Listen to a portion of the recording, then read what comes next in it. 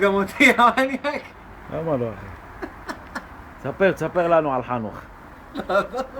למה? זהו, לא. נספר לך בלצלם, אל תצלם. מה היה שם? עזוב אותך. שריפת ענק? כן. נו. ומה אמר חנוך? חנוך אמר מלא פצועים, מלא פצועים. פינו את האולם ב', אין אף אחד בכירורגי. אין אף אחד בכירורגי. הוא העביר את זה לבית חולים? הוא בא לבית חולים, אמר שרפת ענק, כולם נצמדו אליו, וזה... פינו את האולם ב', כולם העבירו לאולם ג'. בסוף רק... מה, במיון? כן, במיון, פינו את כולם, חשבו שיבואו מלא פצועים. 2 פצועים, זה כל מה שהגיע. אתה רציני? מה לא צלם אותי גם עכשיו? אני מספר פה איזה משהו. חנוך שלנו, האיש ביעני. יהיה בסדר. חיים.